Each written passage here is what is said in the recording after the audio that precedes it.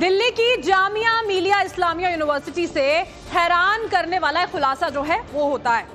Call for justice नाम के NGO की फैक्ट फाइंडिंग कमेटी की रिपोर्ट के मुताबिक जामिया में हिंदू छात्रों और हिंदू फैकल्टी मेंबर्स के साथ भेदभाव किया जाता है। 64 पन्नों की रिपोर्ट में गैर मुस्लिमों पर धर्म परिवर्तन का दबाव बनाने और ऐसा ना करने पर उत्पीड़न का सामना करने की बात कही गई है। तो जामिया मिलिया इस्लामिया यूनिवर्सिटी में ये हैरान करने वाला खुलासा, कॉल फॉर जस्टिस नाम का एनजीओ है, इसकी फैक्ट फाइंडिंग कमेटी की रिपोर्ट आई है। इसके मुताबिक जामिया में हिंदू छात्रों और हिंदू फैकल्टी मेंबर्स के साथ भेदभाव किया जाता है।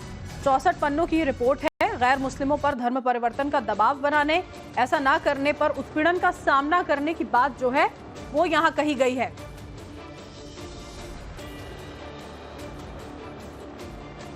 अभिषेक राज इस वक्त हमारे साथ जुड़ चुके हैं, सीधा जामिया यूनिवर्सिटी से उन्हीं का रुख कर लेते हैं। अभिषेक, एक एनजीओ की ये रिपोर्ट है, क्या कुछ बातें कही गई हैं इसमें, बताएं जरा।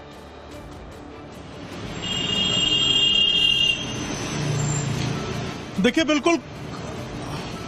बिल्कुल कॉल फॉर जस्टिस नाम की ये एनजीओ है जिसने अपनी रिपोर्ट सबमिट की थी और ये 6 लोगों की कमेटी थी बकायदा, जिसके अंदर जो रिटायर्ड जस्टिस हैं वो मौजूद थे, रजिस्टर सिंगरा। इसके अलावा दिल्ली पुलिस के पूर्व कमिश्नर SN श्रीवास्तव इस कमेटी के अंदर थे। इसके अलावा एक जो है वो रिटायर्ड IAS ऑफिसर जो सेक्रेटरी रैंक का है वो उसमें मौजूद थे। 2 लॉयर थे और एक जो है वो असिस्टेंट प्रोफेसर नदीम मौजूद थे।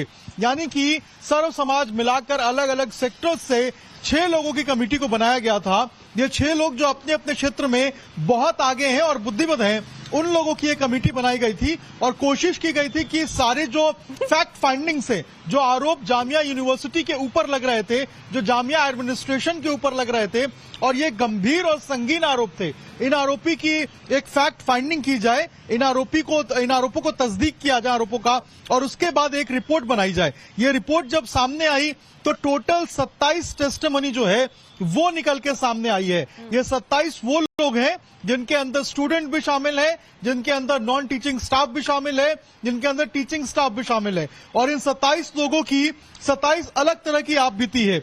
कोई धर्मांतरण की बात कर रहा है, कोई प्रताड़ना की बात कर रहा है, कोई प्रमोशन रोकने की बात कर रहा है, कोई सैलरी रिडक्शन की बात कर रहा है। ऐसे टोटल 27 टेस्टिमनी जो है वो इस कमेटी ने अलग अलग तरीके से रिकॉर्ड किया।